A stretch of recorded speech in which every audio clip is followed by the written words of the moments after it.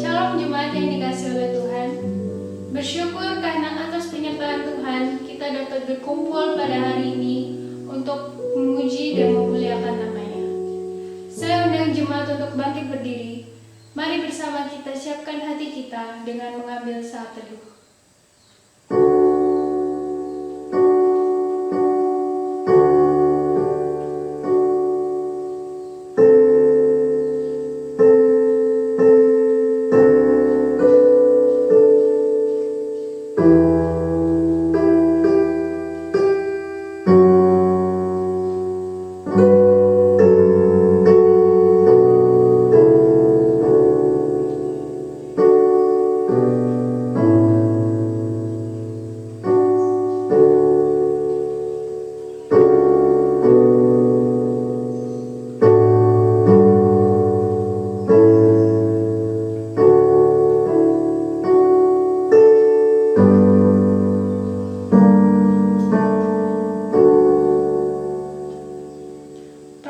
Ibadah kita datangnya daripada Allah pencipta langit dan bumi.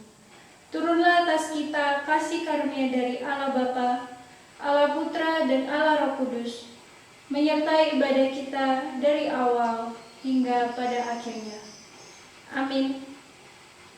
Begitu besar kasih Allah kepada kita sehingga Ia mengutus anaknya untuk menebus kita di atas kayu salib.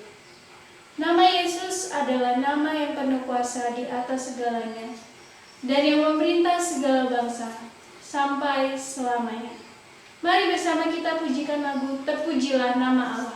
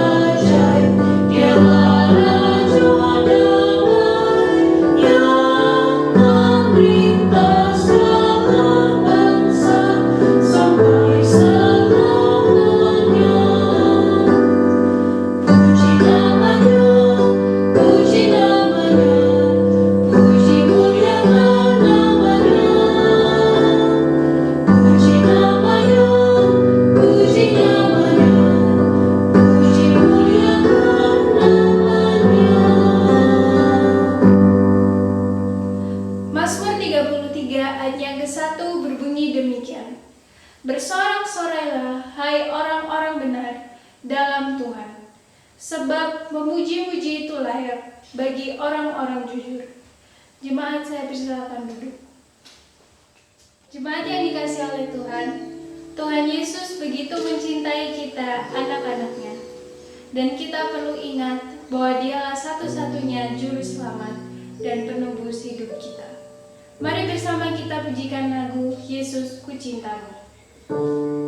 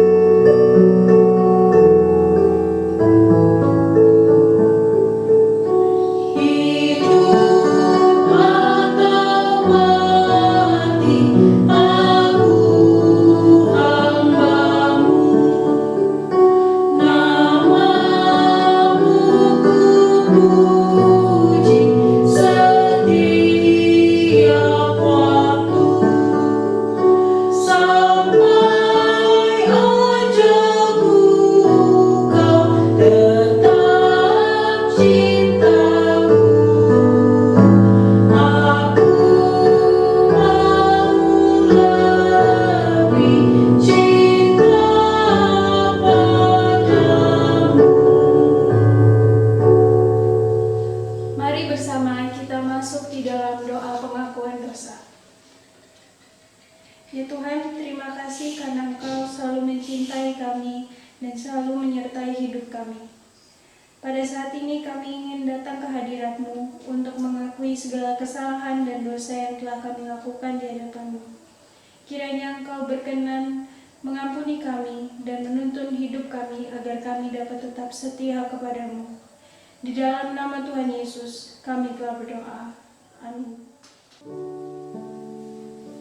Sebagai orang yang telah diampuni dosanya, dengarkanlah berita anugerah yang terambil dari Galatia pasal 3, ayat yang ke-13 hingga 14. Kristus telah menebus kita dari kutuk hukum Taurat dengan jalan menjadi kutuk karena kita, sebab ada tertulis, terkutuklah orang yang digantung pada kayu salib.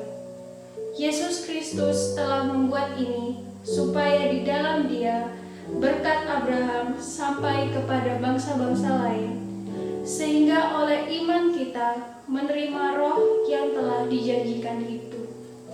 Dengarkanlah petunjuk hidup baru sebagai penuntun hidup kita yang terambil dari Kolose pasal 3 ayat yang ke-23. Apapun juga yang kamu perbuat, perbuatlah dengan segenap hatimu, seperti untuk Tuhan dan bukan untuk manusia. Saya undang jemaat untuk bangkit berdiri. Mari kita mengikrarkan iman kita dengan mengikrarkan pengakuan iman rasuli. Pengakuan iman rasuli. Aku percaya kepada Allah, Bapa yang Maha Kuasa, Khalik langit dan bumi, dan kepada Yesus Kristus, Anak yang tunggal Tuhan kita, yang dikandung dari Roh Kudus, lahir dari anak darah Maria, yang menderita sengsara di bawah pemerintahan Pontius Pilatus, disalibkan, mati dan dikuburkan, turun ke dalam kerajaan maut, pada hari yang ketiga bangkit pula dari antara orang mati, naik ke surga, duduk di sebelah kanan Allah, Bapa yang Maha Kuasa, dan dari sana Ia akan datang untuk menghakimi orang yang hidup dan yang mati. Aku percaya kepada Roh Kudus, gereja yang kudus dan am, persekutuan orang kudus, pengampunan dosa, kebangkitan tubuh, dan hidup yang kekal. Amin. Jemaat, kami persilakan duduk kembali. Mari bersama kita masuk di dalam doa syafaat. Tuhan, terima kasih karena Engkau selalu memberkati dan melindungi hidup kami. Pada saat ini kami ingin berdoa untuk masa depan bangsa kami. Kiranya Engkau memberkati pemerintahan kami agar mereka dapat melakukan kinerja mereka dengan baik dan memajukan bangsa Indonesia. Kami juga berdoa untuk virus corona, kiranya virus ini boleh berhenti dan tidak menyebar lebih jauh lagi. Kami juga berdoa untuk korban-korban dari virus ini. Kiranya Engkau kuatkan mereka dan buatlah mereka percaya kepadamu. Kami juga berdoa untuk dokter-dokter yang harus menangani pasien. Kiranya Engkau memberikan mereka kesehatan, berkati juga keluarga mereka yang harus ditinggalkan. Kami juga berdoa untuk pilkada yang akan dilakukan pada bulan Desember. Kiranya Engkau menjauhkan dari rencana-rencana jahat, dan apapun hasilnya dapat menjadi sesuatu yang terbaik bagi bangsa kami. Inilah seluruh doa kami serahkan ke dalam tangan-Mu. Di dalam nama Tuhan Yesus, kami telah berdoa. Amin. Kita akan mendengarkan firman Tuhan yang akan disampaikan oleh Pendeta Cornelius Setiawan. Kepada Pendeta Cornelius Setiawan, kami persilakan. Pagi ini saya boleh melayani di GKT PPI Araya, GKT 3 PPI Araya. Saudara, memang karena pandemi, ya kita banyak menghadapi tantangan dan kesulitan. Ada satu ilustrasi yang indah, dikatakan demikian, ya. Iblis ini ilustrasi, ya. Iblis datang menghadap Allah dan berkata bagaimana? Coba lihat di dalam sejarah dunia baru kali ini, aku berhasil menutup semua gereja. Sehingga begitu banyak gereja yang tidak mengadakan ibadah, bahkan sampai hari ini mungkin belum mengadakan ibadah di dalam gedung gereja. Begitu banyak gereja yang ditutup dan tidak dipakai untuk sementara waktu. Saudara, Allah tersenyum dan berkata, engkau salah hai iblis. Ya, engkau memang menutup gedung gereja, tapi aku telah membuka rumah-rumah jemaatku sebagai gereja, tempat di mana mereka dapat bersama-sama bersekutu, beribadah dan memuji Allah. Karena itu jemaat GKT 3 Pos PI Araya, setialah beribadah kepada Tuhan. Tetap bergandengan tangan di dalam kehidupan dan pelayanan. Tetap setia melayani Tuhan. Karena apa? Semua yang kau lakukan sesuai dengan firman Tuhan tidak akan sia-sia. Tuhan memberkati GKT 3 Pos PI Araya. Biarlah tetap terus melayani dan memuliakan Dia. Amin. Mari sebelum kita membaca dan merenungkan firman Tuhan, kita terlebih dahulu berdoa. Bapa di surga, kami bersyukur karena pada hari ini, pagi ini kami boleh beribadah kepadamu. Ya Tuhan, kami bersyukur karena Engkau terus mengasihi kami di tengah masa-masa yang sulit ini. Bahkan Engkau terus berfirman bagi kami, supaya kami dikuatkan, diteguhkan dalam menghadapi tantangan hidup ini.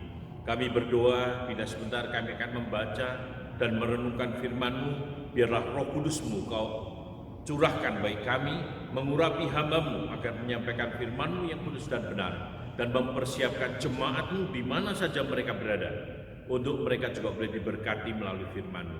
Kami berdoa dalam nama Tuhan Yesus Kristus. Amin.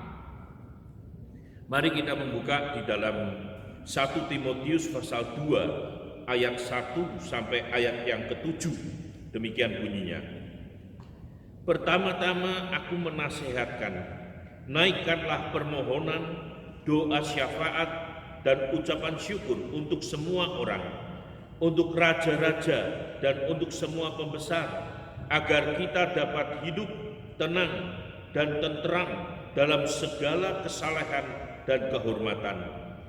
Itulah yang baik dan yang berkenan kepada Allah, Juru Selamat kita, yang menghendaki supaya semua orang diselamatkan dan memperoleh pengetahuan akan kebenaran.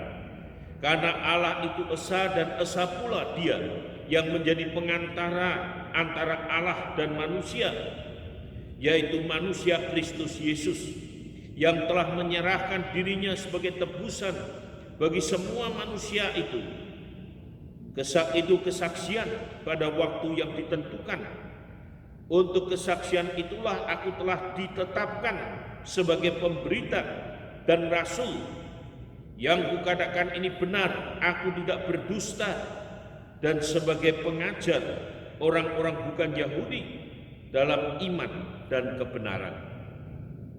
Saudara yang saya kasih dalam Tuhan, kita gereja diminta untuk bisa menjadi berkat dan menjadi teladan. Paling tidak kalau kita melihat bacaan kita tadi, ada 3 hal yang kita dipanggil untuk bisa menjadi teladan. Pertama, kita diminta peduli kepada sesama kita. Siapa sesama kita? Yesus pernah memberikan perumpamaan orang Samaria yang baik hati. Kalau mau disimpulkan, sesama adalah orang yang menderita, yang membutuhkan perhatian dan pertolongan kita. Gereja diminta peduli kepada sesama, kepada orang-orang yang membutuhkan uluran tangan dan bantuan. Kedua, kita diminta berdoa bagi pemerintah dan penguasa agar mereka dapat menciptakan kehidupan yang damai, sejahtera. Dan kita diminta berdoa untuk semua orang agar mereka boleh mengalami kasih Allah, bahkan penebusan di dalam Yesus Kristus. Saudara-saudara yang saya kasih dalam Tuhan, paling tidak ada 3 pelajaran penting yang kita lihat dari ke-7 ayat yang kita sudah bacakan tadi. Pertama, pentingnya berdoa. Dan itu dicatat di dalam 1 Timotius 2 ayat 1. Paulus berkata, pertama-tama aku menasihatkan, naikkanlah permohonan, doa syafaat, dan ucapan syukur untuk semua orang. Nah saudara, di sini disebutkan 4 macam doa. Memang dalam bahasa Indonesia hanya muncul 3, tapi seharusnya di dalam penerjemahan dikatakan naikkanlah pertama permohonan, kemudian doa, koma, syafaat. Jadi doa dan syafaat dipisahkan, dan kemudian ucapan syukur. Dan itu tampak di dalam bahasa Inggrisnya, I urge then first of all that request, ya pertama prayers, intercession, and thanksgiving. Jadi ada 4 macam doa yang disebutkan di dalam bagian ini.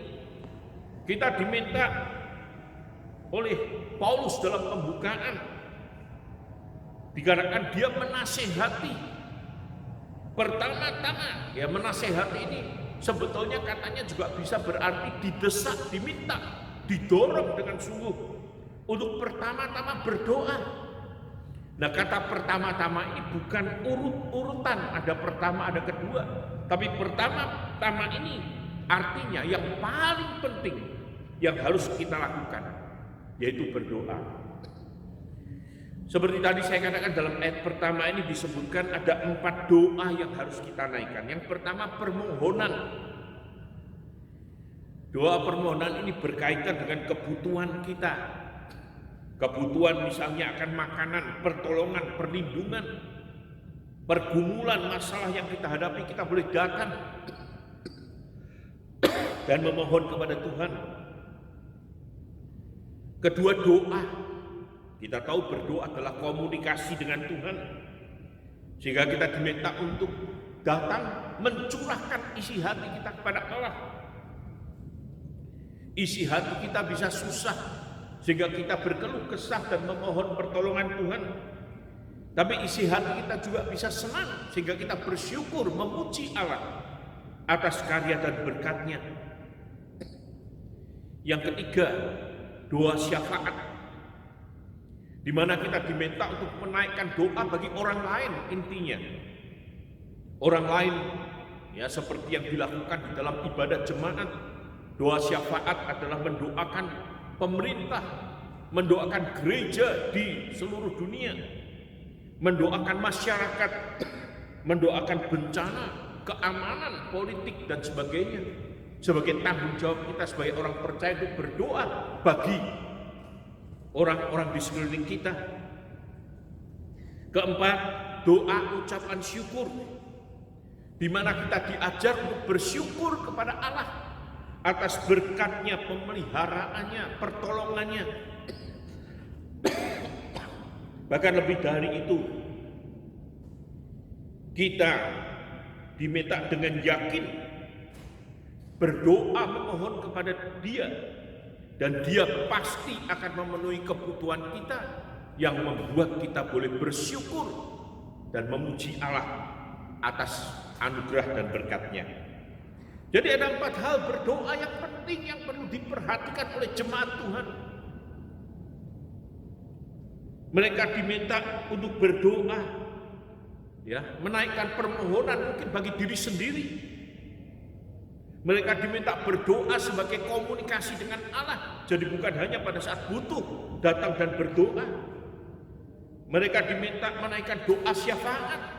Dalam arti melalui doa syafaat ini mereka mengingat, peduli kepada gereja dan juga kepada negara dan sebagainya. Dan mereka diminta mengucap syukur. Dalam arti apa?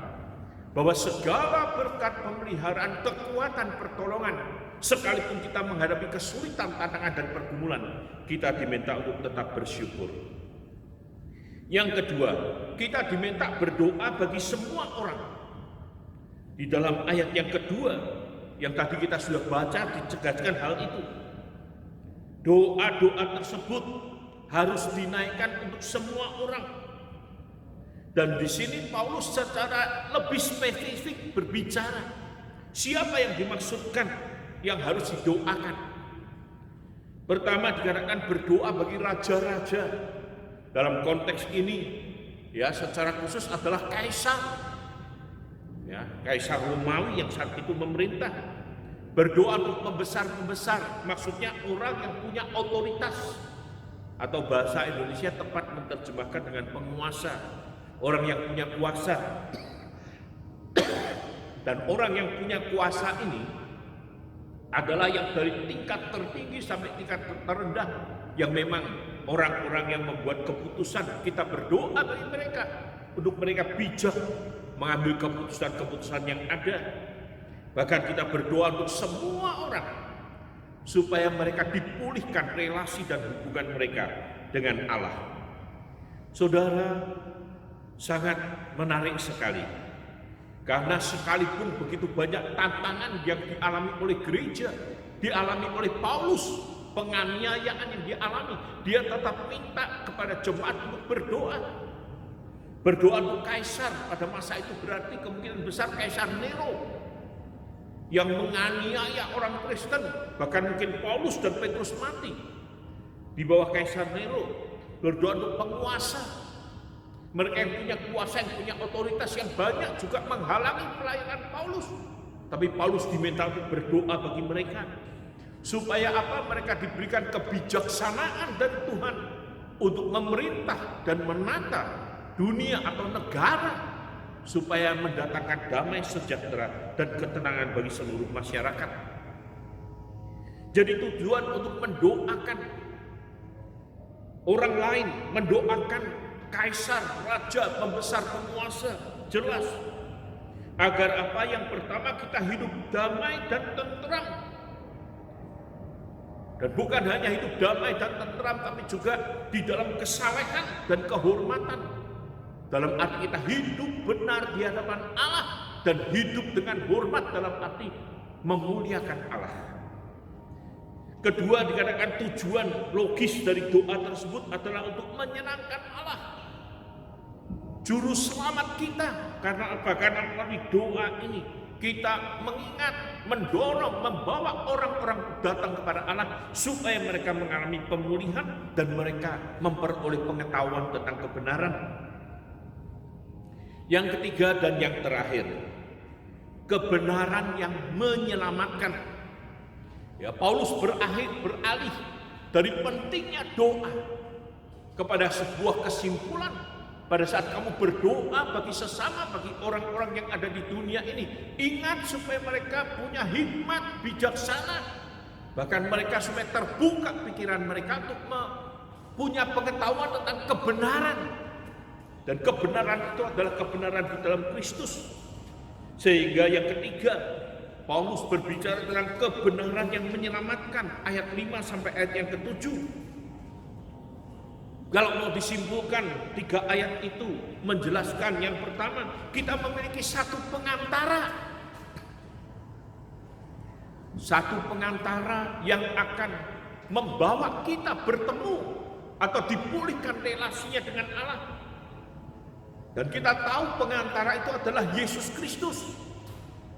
Kita adalah orang berdosa. Oleh karena dosa kita harus dihukum Allah. Kita ditolak Allah dan memperoleh hukuman kekal, kebinasaan kekal. Tapi Yesus datang untuk mendamaikan kita dengan Allah. Dan dengan dirinya sendiri, dia mendamaikan manusia dengan Allah.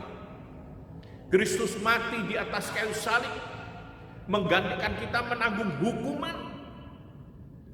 Karena dosa-dosa, bukan dosanya tapi dosa-dosa kita. Supaya melalui iman kepada Kristus kita dibebaskan dari hukuman Allah.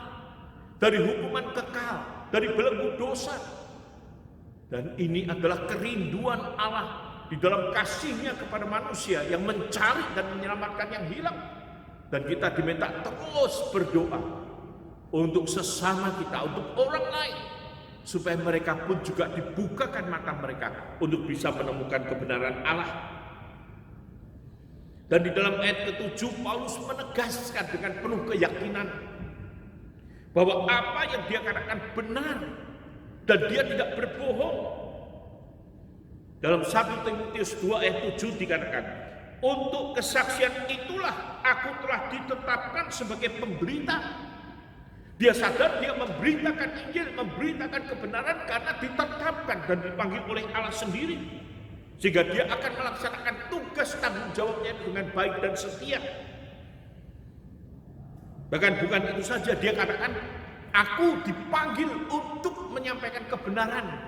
Dan dia juga tegaskan, apa yang aku sampaikan adalah benar. Dia menyampaikan firman Allah yang benar. Bahkan dia pakai kata, aku tidak berdusta. Aku menyampaikan apa yang Allah ingin. aku sampaikan. Dan dia sadar dia dipanggil untuk memberitakan Injil bagi orang-orang bukan Yahudi. Sehingga dia banyak berkeliling ke berbagai tempat untuk memberitakan Injil. Saudara, teladan yang luar biasa ditunjukkan oleh Paulus. Bahwa apa? Bahwa dia sadar, dia dipanggil untuk melayani Tuhan. Seberapa banyak anggota gereja sadar bahwa pelayanan yang dipercayakan kepada mereka ini adalah panggilan. Saudara mungkin sebagai hamba Tuhan, saudara sebagai majelis, atau sebagai pengurus POSPI, sebagai guru sekolah minggu, saudara dipercaya untuk melayani dan sadarkah bahwa pelayanan ini adalah panggilan Allah yang diberikan kepada saudara. Sehingga Paulus pada saat menyadari pelayanan ini adalah panggilan Allah, dia melaksanakan pelayanan itu dengan setia, pengorbanan dan penuh tanggung jawab. Paulus juga menegaskan dia menyampaikan firman Allah, menyampaikan kebenaran Allah. Dia tidak berdusta karena apa yang dia sampaikan adalah firman Allah. Apakah kita juga menyampaikan firman Allah untuk hamba-hamba Tuhan, bahkan untuk majelis pengurus, aktivis gereja, guru sekolah minggu? Pada saat kita menasehati, menguatkan orang, apakah kita menasehati dan menguatkan mereka dengan firman Allah? Sehingga seperti yang disebutkan di dalam bagian ini, dia rindu, Paulus rindu, semua orang memperoleh kebenaran yang sejati. Kebenaran bahwa Allah mengasihi mereka dan Allah memulihkan relasi mereka dengan Allah melalui penebusan Kristus di atas kayu salib. Sehingga kita semua boleh memperoleh anugerah dan berkat-Nya. Saudaraku, biarlah Tuhan menolong kita supaya melalui renungan singkat firman Tuhan ini, kita semua dikuatkan, diteguhkan iman kita, untuk kita setia kepada Allah di dalam situasi yang sulit ini. Setia, paling tidak yang kita bisa lakukan berdoa. Mari kita doakan pemerintah negara kita, agar mereka bisa bersehati, bersatu padu, bekerja sama untuk bagaimana bisa, entah itu menghadirkan vaksin, menghadirkan pengobatan, mencegah supaya COVID ini tidak semakin berkembang dan menghancurkan banyak persoalan, membuat banyak persoalan-persoalan di negara kita. Mari kita berdoa, karena kita tahu bahwa COVID ini juga punya pengaruh dalam kehidupan ekonomi, sehingga pemerintah juga diberikan hikmat agar mereka juga bisa menata semua kondisi dan keadaan yang ada, sehingga pelan-pelan terjadi pemulihan ekonomi, bahkan juga keamanan. Dengan begitu banyaknya kesulitan, masalah, pergumulan, orang kehilangan pekerjaan, kehilangan pemasukan dan sebagainya, tentunya menyebabkan kejahatan juga bertambah. Mari kita doakan supaya pemerintah bijak mengambil kebijakan, menolong mereka yang kesulitan, tapi juga mengamankan kehidupan bernegara ini, sehingga kita semua sesuai dengan apa yang katakan Paulus, boleh tinggal di dalam tenteram dan damai, di dalam kasih dan pemeliharaan Allah, dan tetap menjaga kesalehan hidup kita karena ketaatan kita kepada firman-Nya. Tuhan memberkati kita. Mari kita berdoa. Bapa di surga, terima kasih karena Engkau telah berbicara kepada kami melalui firman, dan biarlah sekali lagi firman menguatkan kami. Untuk kami setia berdoa karena kami tahu doa punya kuasa. Karena kami tahu doa adalah komunikasi dengan Allah, dan kami tahu Allah mendengar doa, bahkan menolong kami melalui doa-doa kami. Dan biar Engkau juga tolong supaya kami tetap percaya kepadamu, percaya bahwa Engkau adalah pengantara kami yang memulihkan relasi kami dengan Allah, yang memberikan kehidupan kekal bagi kami melalui kematian Kristus di atas kayu salib, sehingga kami boleh terus belajar bersyukur, mengasihi Engkau dan hidup benar di hadapan-Mu. Terima kasih Tuhan, kami berdoa, memohon semuanya ini hanya di dalam nama Tuhan Yesus Kristus. Amin. Demikian firman Tuhan yang telah disampaikan, kiranya kita bisa menerapkannya dan menjadi pelaku-pelaku firman. Sekarang kita akan memberikan persembahan. Mari bersama kita memberikan persembahan dengan memujikan lagu Yesus Seperti Gembala.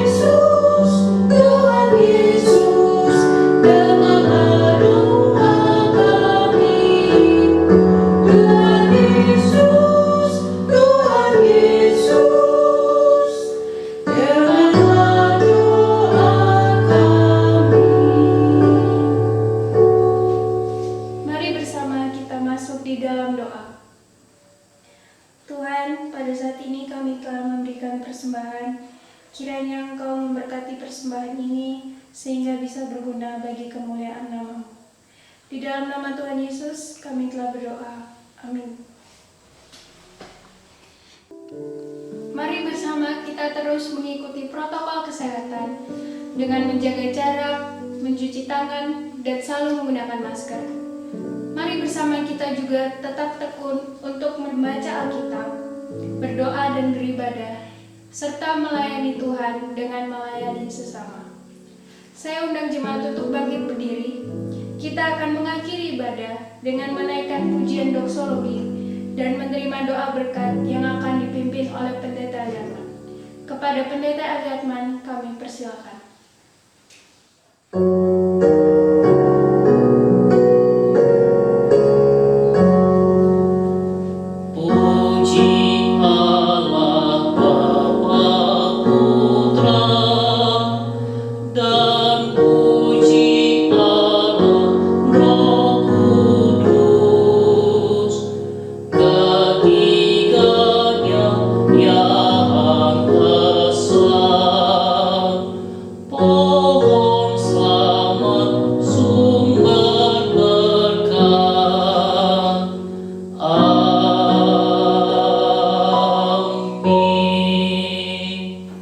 Jemaat yang dikasihi oleh Tuhan, arahkanlah hatimu kepada Tuhan dan terimalah berkat-Nya.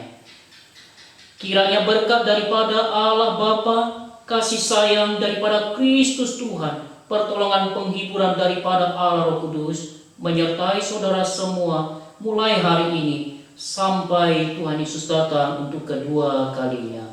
Amin. Amin.